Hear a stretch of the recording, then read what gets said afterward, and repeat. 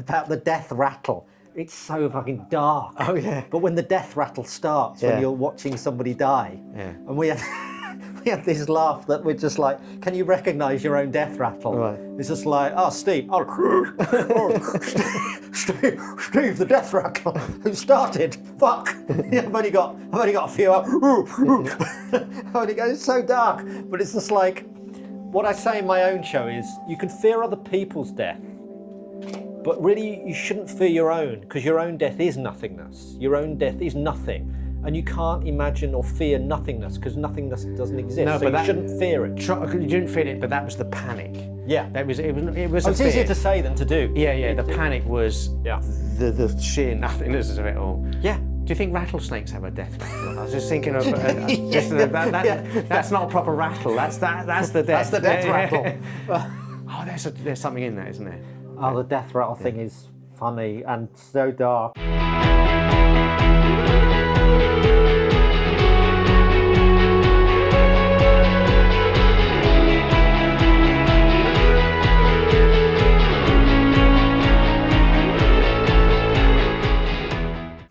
Look, there's Nathan Caton.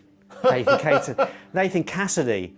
I'll start again. There's Nathan Cassidy. I've been introduced as Nathan Caton. Have you? I've been introduced as Pete Best. times. Pete Best from the Beatles. Oh, of course. Yeah. Of Have you course. been introduced as Nathan Caton? Yeah, I don't say I won't say who it is. I was introduced. Yeah, the worst way I've ever been introduced was a promoter who took cash on the door. Yeah. But real cash. So I think the gig was like £4. This was like a long time ago. So we just took pound coins. And then he took all these pound coins, and then he said, this was back at like when I first started in like 2000, and I did a headstand in my act. That was like Michael Barrymore used to do that, I think. Right, yeah. Only the best. Only the best do the headstand. Before I came, so the headstand was the big thing in my act, in my 10-minute thing. It was like a take that thing where I said I got down to the final 6 to being take that. The only thing that I couldn't do was the head spin very well. And so I got on my head and I did this head spin, which took a minute. I mean, that's the joke. All right. So, I would edge round on my head. We'll get a huge laugh, huge round of applause. But before I came on, he went, oh, this guy's great. He does a head spin, right? I can do a head spin. I'm like, what are you talking about? This is the reveal of my act. Yeah. You know what I mean? So this MC gets on his head, forgetting that he's taken all these pound coins. Oh, brilliant. That's funny. Yeah. Literally hundreds of pound coins fall out of his thing onto this stage. And then he just gets up. There's like confusion from the crowds rather than applause. He just gets up and he went, oh, I haven't got time to clear this up. Anyway, ladies and gentlemen, Nathan Caton. No, hang on, it's not Nathan Caton. This is literally how he said it. It's not Nathan Caton. Who is it? It's Nathan. I can't remember his name.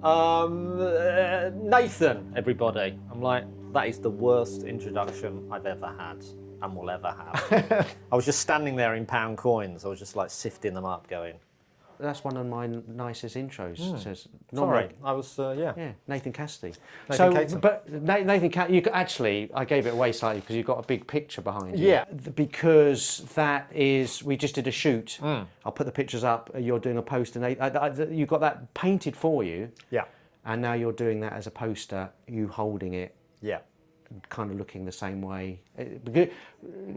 You didn't want to show that it's AI in a poster. You wanted to show this is a picture that was painted. I like that. I mean, it's so well. The show in a big way is about comedy as an art form. So obviously AI is taking over many art forms. I think particularly poster design. I used to work with this poster designer, and he was brilliant. And then recently, I just thought, I can just do that in 3 seconds. Yeah. It's very tempting, isn't it, to do what he did for £200 in 3 seconds. But so you've just got to really support the art, support the artist. So I thought, how am I going to do that in a very obvious way? Get my poster done by a brilliant painter called Dan Arisol Jones, and he's painted this. So the show is about stories, half true, half made up interpretation, obviously a Van Gogh style here. My grandma's favourite painting was Van Gogh, so the show is about that.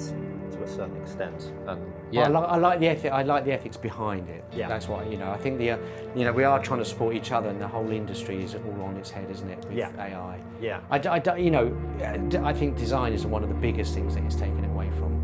I think live stuff is still. How can you do that with AI? But there might be a time where that goes as well. Yeah, live. Yeah, I heard someone say this on stage the other day.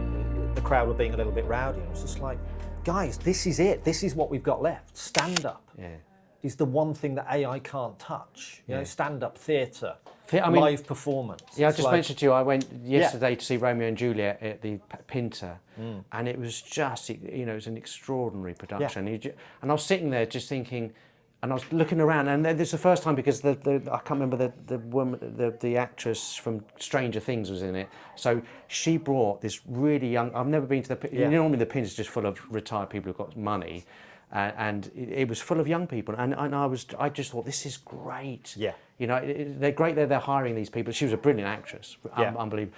But this is it. I was thinking that last night. Yeah. This is what it's all about, really. Yeah. People don't have money in their pockets. They have Netflix for £8 a month or whatever, so they can get all the entertainment online. They can get AI stuff. They can get YouTube. They can get Instagram. Sounding like such a granddad now. But when you go and see a live performance, I went to see my son at the Palladium on Tuesday. He was playing some music at the Palladium.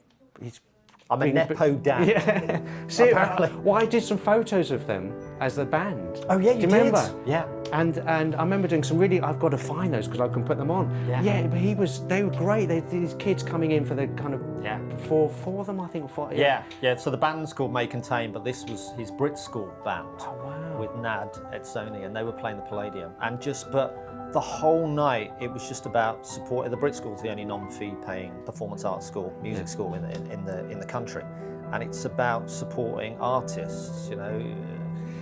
Not where they're from, not how much money they've got. It's about supporting the artists, and seeing them in live. We're talking about supporting the arts. If you're liking this is art. This YouTube, Steve Best Shoots. Like and subscribe. That's what I'm trying to. That's what I was going to say. Like and subscribe. Yeah. Like, then subscribe. Or subscribe then like. Support the artist. Yeah. And he is an artist. So when did you start, Nathan Cassidy? Why, when, why, how, what? Why, what, when? I first wrote stand-up when I was at school. When I was 13, 14 years old, my first routine, which actually went into my first show, was about the TV show That's Life, about the dog that could say sausages. Do you remember the dog that could say sausages? Oh, that was Esther Ransom, was it? Esther Ransom. Yeah. So I wrote stand-up and like sitcoms, and I remember my parents, who have subsequently been very supportive. Back in the day, it was like, well, that's not a job. Why are you spending all this time writing comedy? Right. And it's like, well, it is a job.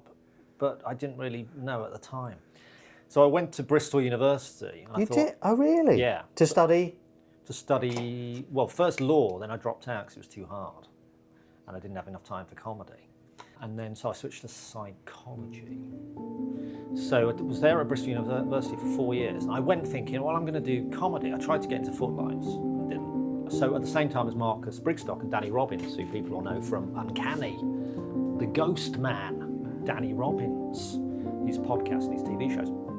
But Marcus Brigstock, everyone knows from comedy. So they had their little gang, their stand-up gang, and they were nice people, but they had it sewn up. So I was like on the outside of it. So I just did theatre at university, like comedy theatre, where I would be funny, but like pantos. Yeah.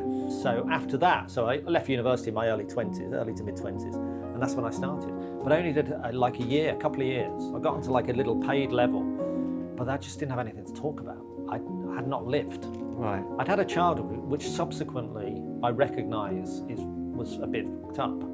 Oh, really? But yeah, but at the time... We'll go there in a minute with that. Yeah, I just thought it was like, I've not really lived. I'm not really, I've had a normal childhood. I can't really think of anything. So I used to improvise half my sets. And that worked in a lot of gigs. And I got onto this paid level. But then in some gigs, the promoter will come up to me and go, what was that? You know, when he went wrong. Yeah. He said, one promoter said to me, one fairly big promoter, I won't name them, but they said, you don't have any jokes. I'm like, well, that's the point. And it's like, well, you've got to have jokes. I'm like, but it's going really well. And he's like, well, where's it going well? And it's going, oh, it's going well in all these places. And he's like, so because when it went well, it went great. Like any improviser, sometimes it won't go so well. Yeah, of course. Particularly when you're inexperienced, like I was. So I went away and I thought, yeah, I don't really have any jokes. I can't think of stuff, really. I could write plays and stuff, but in terms of stand-up.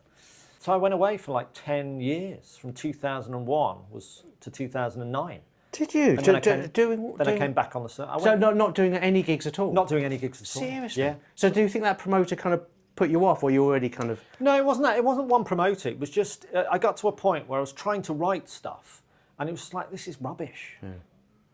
So I always had the greats in my mind as who I wanted to be like. Yeah, right. And I'm like, if I can improvise, then I'm carving my own, you know, when it's going well. But if it's not going to go well at every gig, it's going well at like 80% of the gigs, but that's kind of not enough.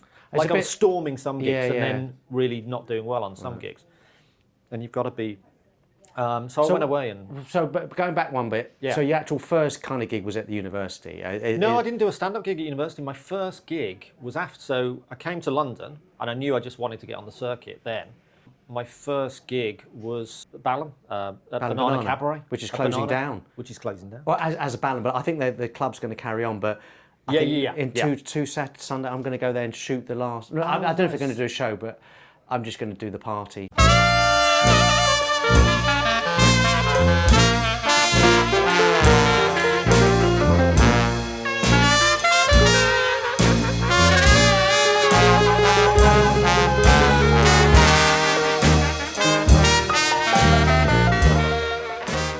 Maybe I should be there and recreate the time I died on my arse in the first gig. But I got one laugh at that first gig, which was to say, this is going well.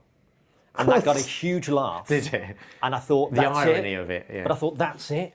I've written all this stuff, but actually in that moment, I was honest with the crowd and just looked at them, relaxed, went, this is going well, isn't it? Yeah. Huge laugh. Oh, that's the secret. Right. Just be yourself. Yeah. Do it from the heart. Nathan Cassidy's, he's very good. I'm amazing. I would put you up there. I mean, I do. Every time I see you, I think, oh, because we do this thing. You're at the Camden Comedy at the moment doing Camden Comedy Club on Fridays. Yeah, but you kind of organise. I helped organise. And we set up a 10-minute shoot for people. Yeah. On a Monday, and we'll do another one. I keep getting asked to do another one, and it's a lovely idea because there's comedians out there who are new and either can't afford or don't want a full hour or 2 hours photo shoot, and we said let's just do 10-15 minutes. Yeah, and that's you're kind of quite a good grassroots person. Is that right? Oh no, absolutely. Yeah, I'm a working class boy from Birmingham. But you're trying to help the whole industry. It does feel that way. Well, yeah. Plus, thank you. Yeah, but the big one, you started this the alternative to the big. Yeah. So the Edinburgh Comedy Awards were looking like they were losing their sponsorship 4 years ago. So we started. It was called the Edinburgh Comedy Awards, which stood for Insert Sponsor Here. So we didn't have a sponsor. Oh, is that? I didn't know what it is. Yeah. Insert Sponsor Here. Insert Sponsor Here. That's a great. But also It's the Edinburgh Comedy Awards. Yeah, exactly. Yeah. So it's exactly the same as Edinburgh Comedy Awards. It was called the same thing. Nika was supportive at the start. She said this is a great thing that you're doing. But then they got sponsorship, so they've carried on. But we've carried on as well. So I don't know whether they're still supportive, but hopefully they are. But you get certainly the whole. You sounds like you get sponsored by a high comedian. They give you a bit of money towards the prizes. So 100% of the sponsorship goes. So we subsequently have got sponsorship from first Jones the Bootmaker and now comedians. So James Corden came on last year and gave 10 grand. Yeah. And we've got big name comedians, arena filling comedians supporting it this year. So if I put my hand over my mouth, just in case they don't confirm, Sarah Millican is supporting. Okay. Yeah, there's one more as well. And Ramesh Ranganathan. Oh, okay. Supporting. So yeah. But as well as Rod Gilbert, and Elf Lyons, Patrick Monahan supported last year. It's not just those arena fillers. People are getting behind this, as you say, grassroots. People are getting behind the ethos of the awards, which is supporting comedians just based on their talent, on their shows, how much laughs they get. That's the only criteria. And we're not interested in what venue you're at, how much audience there is. There could just be one person there, and it's very difficult sometimes for awards to judge that. But we just say to our judges, did it make you laugh?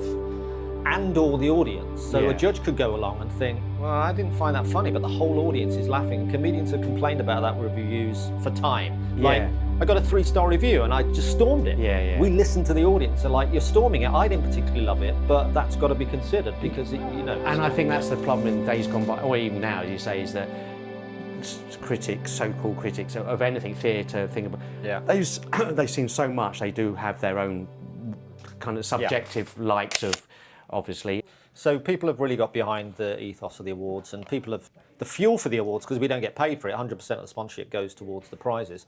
Is people coming up to me and saying, "You've changed the way that I think about my career. You've given me hope." Somebody said to me, "You've changed not just my Edinburgh but my life. You've given me the hope that artists like me can be recognised.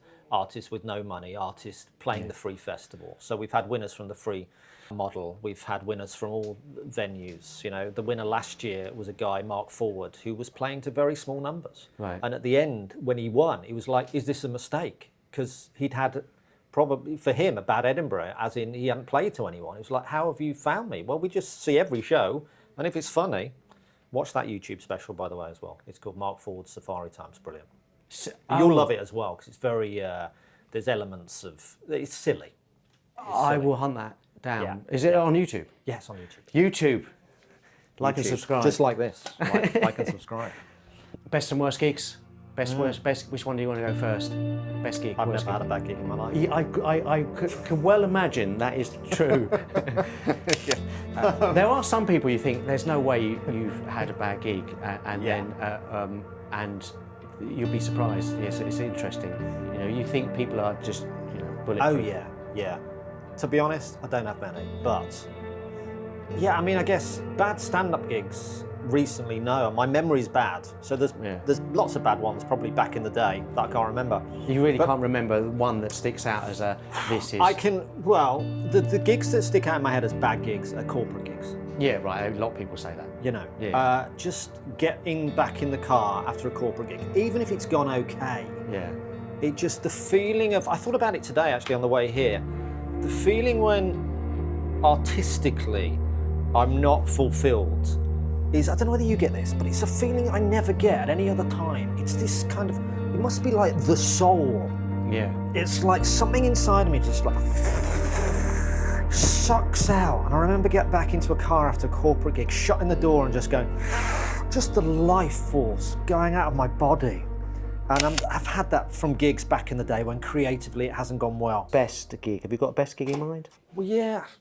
Well, the best gigs are on the other end of the scale where, again, you can play big gigs and storm big theatres or whatever, but for me, the thing that really enriches my soul are the shows, you know, the show.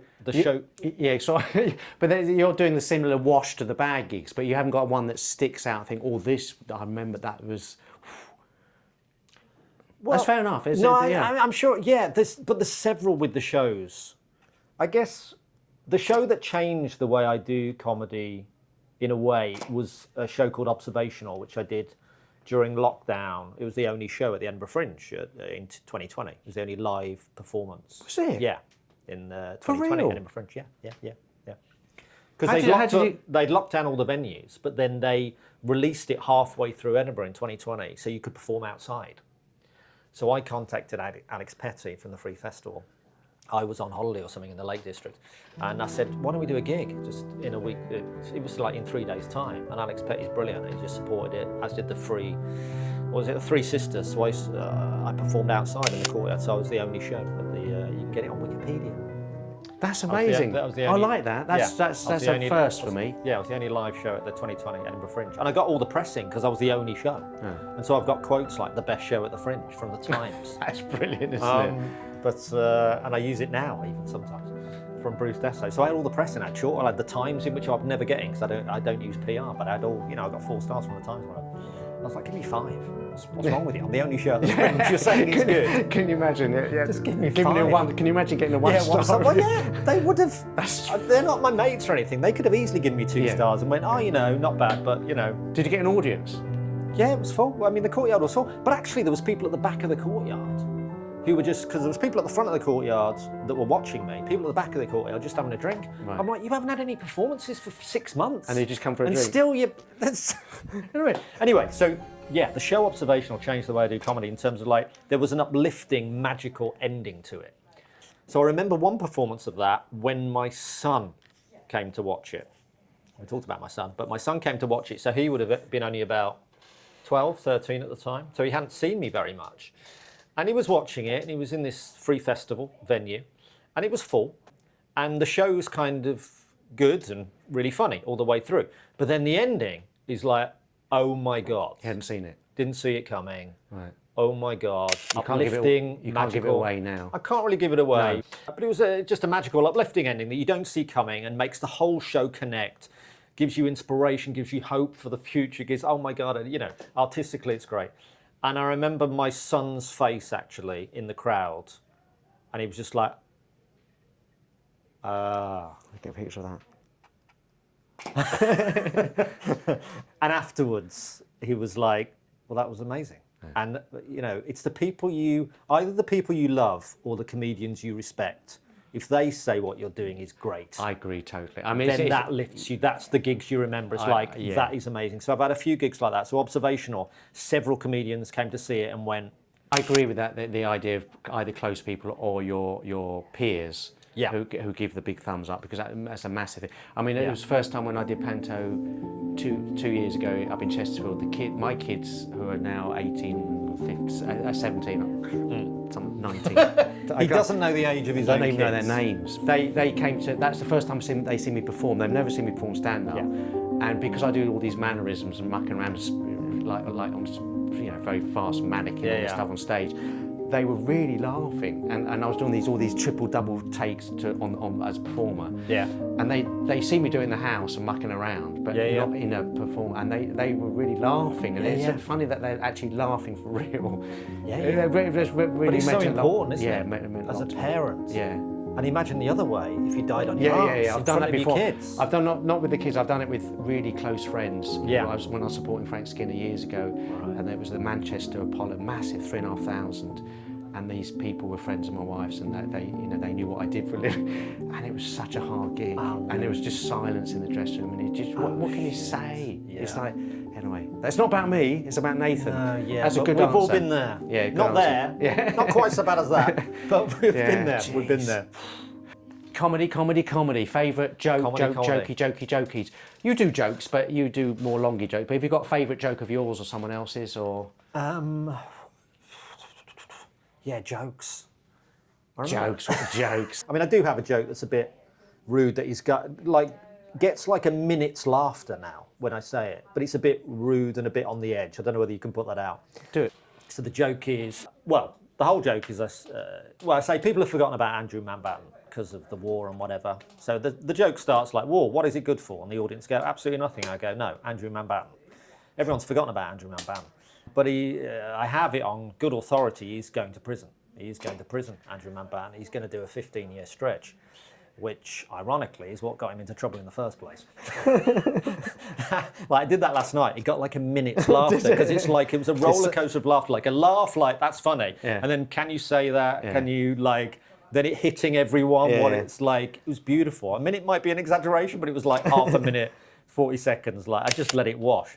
Mental health. I go to the dark room, which is a camera thing. You know, when you produce analog film in chemicals, and that's the dark room.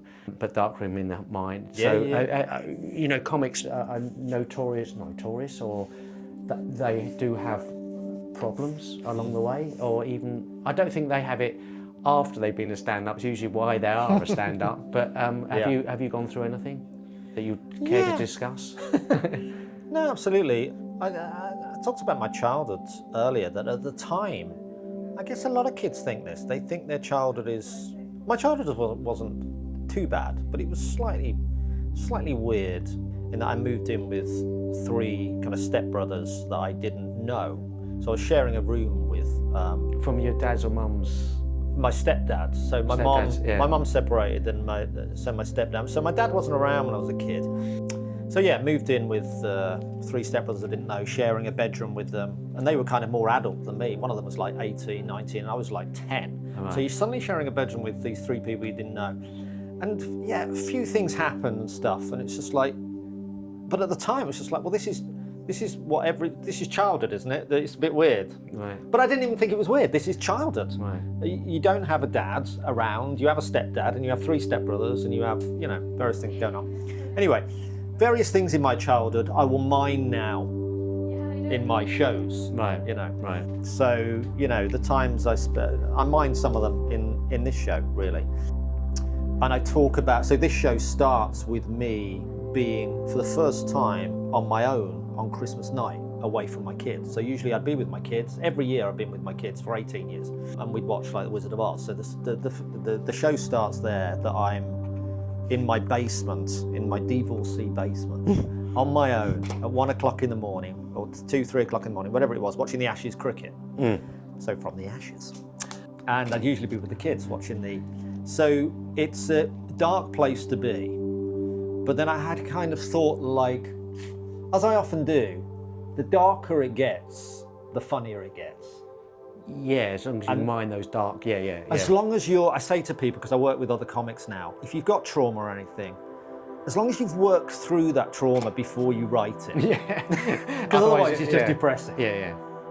If you're through it and you're basically okay, you can say to the audience, I'm okay, I've got this. Creatively I've got this. You don't have to worry about me. Right. But I'm talking about some loneliness, some kind of, the dark room, the dark place. I think I am powered by a darkness. We talked about writing comedy as a kid. From very early on when I was a kid, I had a darkness in me, as in that I've been fueled by my own death for a lot of my life. As a kid, I thought death is close. Life is not long. My granddad got Alzheimer's when he just retired, and he'd saved for his whole life for his retirement. He used to be a watchmaker. I know you're into watches. So he was a watchmaker. He slaved on his little watchmaking table for years, as did my grandma. They worked really hard. And then almost the moment he retired, he got Alzheimer's, so couldn't spend all the money that he had. So this was one of my first childhood memories. So I thought, life is short and you have to enjoy it while you can and have to get the most out of it. But you had those while you can. But you had those thoughts as a child. As a child. So I was scared of death as But that's a bit fascinating with the scared of death thing, because I didn't think about the shortness of life, but I had a fear of death until quite recently, as in when I was a child, I had those really horrible, not death dreams, but I'd wake up in a panic. Yeah, me too. Because I'd thought about the nothingness. Really hard to explain. Yeah. Were you doing the same thing? Is that what I had the same thing. I had 2 things going on. I had the death of kind of getting old and thinking life is short. Right. But I also had the kind of nuclear war fear of that was going around at kind of that time at some points in the 80s of Russia. And so I had whenever I heard lightning, I would wake up in a cold sweat and think there'd be a nuclear bomb, and it was like terrifying. But did you have the fear of, my mind was blacker than that, slightly darker in the sense of I envisaged nothingness. I envisaged death, as in, not quite the same. I didn't envisage why it would be, but I envisaged what it would be. Does that make sense? As in, yeah, no, it absolutely does. I had this real panic of thinking I'm no longer going to exist. Yeah. Speak nothing like this. All of my experiences are gone. Yeah. Because I don't believe in afterlife. Blah blah blah. Yeah. Well, I'm feeling emotional because it's fueled my whole life. I mention it in my latest show. I'm sure I've mentioned it in other shows. That the fear of death, but also that it's a fuel, and it's fueled my whole life. So I fill my life with so much because of that. And I have I can't understand people that don't fill their life, and fill their life with hatred online or whatever. It's like, do you not realise it's going to be over really soon? For my whole life, yes, the blackness, the darkness. I'm not religious. I don't believe that there's any afterlife. Sadly, I love people that do believe, because I wish I did. Because it would make me happier, I think, as I got older. But I do think there is a nothingness. I do, having seen and heard about other people's deaths, it's this thing with death. It's funny and it's I'm remembering back to this conversation I had with my mate about the death rattle. It's so fucking dark. Oh, yeah. But when the death rattle starts, when you're watching somebody die, and we had this laugh that we're just like, can you recognise your own death rattle? Right. It's just like, oh, Steve, Steve, the death rattle. Who started? Fuck. I've only got a few up. It's so dark, but it's just like, what I say in my own show is, you can fear other people's death, but really you shouldn't fear your own, because your own death is nothingness. Your own death is nothing. And you can't imagine or fear nothingness, because nothingness doesn't exist. No, so you shouldn't fear it. You didn't feel it, but that was the panic. Yeah. It was it's easier to say than to do. Yeah. The panic was the sheer nothingness of it all. Yeah. Do you think rattlesnakes have a death rattle? I was just thinking of that's not a proper rattle. That's the death. That's the death rattle. Oh, there's something in that, isn't there?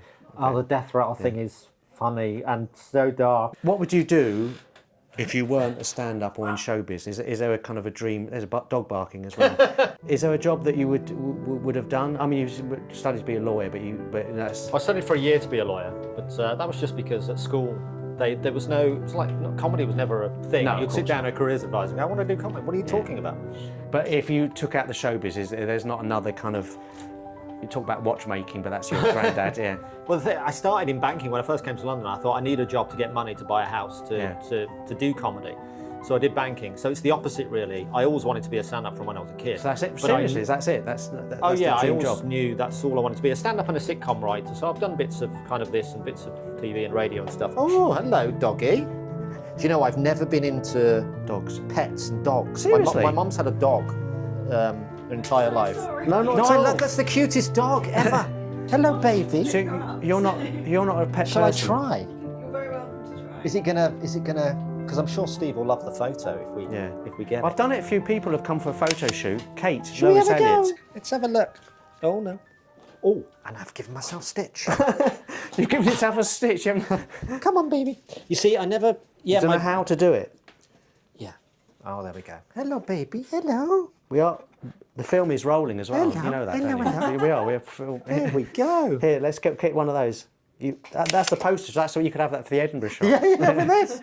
Your picture of you looking at the dog, and that's quite good actually. Yeah. We've just done a whole shoot for Nathan for his Edinburgh shoot, and now that could be it. Let's get the eyes. Let's just see. Yeah, if get the eyes with the dog and the eyes. Look this way, the other way, the other way. She's really looking that way. Where do you want them to look? That way. Oh yeah, that would be good. Yeah. There we are. That's it. Oh, she should look to me. Bibi, what's this? What's this, Bibi? Her ears went up as well. That's it. Good girl. Do you want a treat? That was brilliant.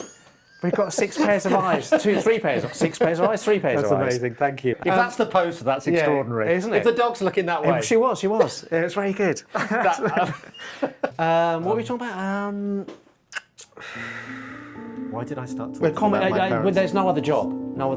Oh yeah, I don't know why I was talking about pets. But I started in banking, so it's the opposite really, that I've done a 9 to 5. Yeah.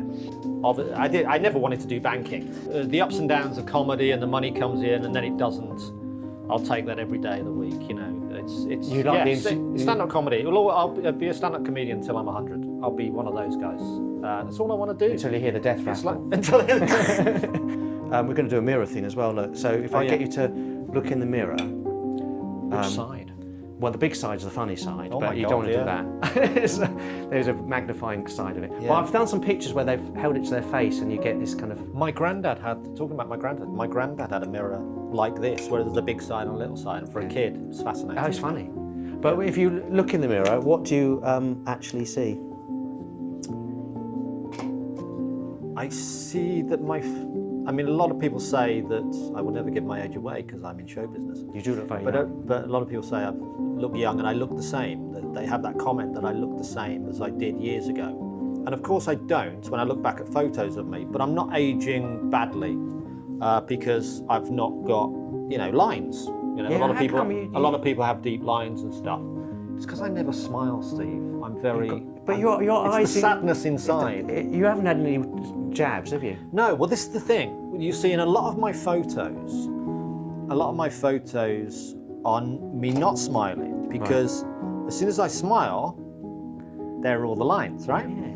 But actually, if you could capture me, and here's your test, if you can capture me smiling in a photo that I actually love, then it's great. So I've got this photo that was done by this guy called Andrew Hampshire. Oh, we're going on to this is great. We've gone straight into the favourite photo. Yeah. So Andrew Hampshire, you probably won't be able to pick this up. So it's kind of smiling from the side. Oh, yeah. And the lighting. So smiling is obviously great. It's Because joyous. there are lines on, but it's nice Yeah. lines, yeah. So lines can look great, and I don't. You look very muscly there as well. Oh, I've been working out. But there's a bit of a what's it called? Yeah. I have been working out a bit because Me my other too. shows. my other show, I'm getting nude this year. No, you're not. I am. Completely. Completely naked. Yeah. I wouldn't. It's called Ew. Ew. Seriously. So yeah, back to the face. I see myself not having changed very much. But I tell you what I think when I look in the mirror. I think about dying again. And I think, Oh shit. yeah, I think there is going to be a time where people stop saying that. People stop saying, "Oh, you look young." Yeah. Because of course they will. When I'm 90, Yeah. they won't go, "Oh, you look." I might look You young haven't for smiled 90. the whole of your age, and you're just all really Yeah, lovely. imagine looking like this at 90, still rocking the leather jacket. But yeah, there'll come a time where I do look old, and I don't fear that. But when's that going to be? I feel like if I keep looking young for many years, I'm just going to age very quickly. If I have a bit of trauma or something. Right. Like, So I'll age like Imhotep. You know, like that- Imhotep from the Mummy films is suddenly like turns It's to like dust. the Izzard thing that years ago with the pear, where it's hard, off. You know, it's basically Yeah. slush, and maybe that's with your face as well. It's like, It will happen, I think, and it will suddenly be like, oh, you do look your age now. watches. We're talking about watches. Watches. Your granddad. Talking about your granddad and grandma. Watches. Your granddad was a watchmaker. My granddad was a watchmaker. I love watches. You know, I love watches. But What do you love about watches, Steve? It's a similar thing with cameras. Well, I like technical things, so I like automatic or wound watches rather than. I mean, I have quartz watches, battery operated stuff, but I just like the mechanics and the time and the precision that goes into things. Yeah. Well, you don't love my granddad. So same with good cameras, you know, you just think, I just like the beauty of stuff, and I don't know what it is now, because you walk into a room, no one, unless you're really into watches, no one's going to say, oh, that's a lovely watch. You just wear it as a timepiece. Yeah. But it's only in the last kind of year or so. So I'm wearing a Vario. So it's I think it's Singaporean, and it's the Trench and Medic 1918 watch, and I love the simplicity of this one. It's cool, automatic, you know, it kind of works with your wrist movement. It's got no date, because I can't read properly, no date window. Yeah. But I just like the style of this one. It's really lovely. What watch are you wearing? What are you doing? Yes, so I'm the opposite, really. I don't care about watches, Right. really. Yeah. Even though my granddad was a watchmaker, so that's my earliest memory, seeing him beavering away at his little desk in North London with his little eye thing on. Yes. And so I'm aware of what watches look like inside. I saw them all the time as a kid. My memory fades. But yeah, I come from no money, so I think watches. And some of my mates talk about, I've got a £5 watch or whatever. I kind of balk at that. I'm always thinking of my grandma going, you don't need to spend any more than you need to spend. But actually, the people that love and want to spend money on watches, it's great. Go for it. It's just not for me. I don't really spend money like that on anything. Right. I kind of... Yeah, I can understand it buying it on a camera, because you're paying for some stuff that's going on, and you get better pictures to a certain extent. I mean, it's all in the eye and your imagination as well. Yeah. But with watches, there is a limit to what you're paying for. Yeah. You know, something like Rolex, they are great watches, but you are slightly paying for the waiting list and the name and all this stuff. And I have to say that quickly, just so I remember, this watch was bought for me by somebody I love very much. That so looks it is nice, I like that. It is something special. And it's got these 2 dials on it. It's just like, I've never even looked at them. The dial will be The bottom either one is seconds. a chronograph, or it's not. It's a seconds, and it might be. I don't know what the top dial is. It might be a date. It's got 3 dials. It's got a yellow dial Yeah. that's hidden. Can you see that? You've got a 3rd dial there. Oh yeah, I've never even seen that. You are joking.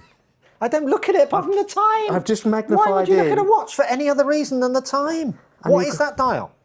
It's a chronograph, because you've got 2 buttons here, so that when you start that, that's going to start. Oh my goodness, I've never even tried this. So that is What does that do? It's like a stopwatch. But it goes around 0 seconds. 1. Yeah. 2. And then that will be. Oh, that's, so you get that's 3 a normal point- second hand. So you can get 3.5 seconds on and it. that'll be a minute. So when you stop it, reset. Oh my goodness. So that there's a big hand there that's going round. Yeah. Stop it, reset. I'm suddenly into watches.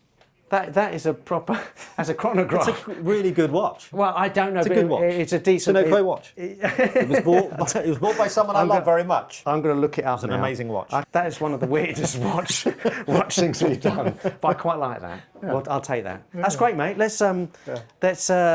We've got to do a selfie. Look, yeah. Let's do a selfie. I'll come to your level. Oh no, let's look. I'm a bit rubbish this. Cheers, mate. Cheers. Thank you.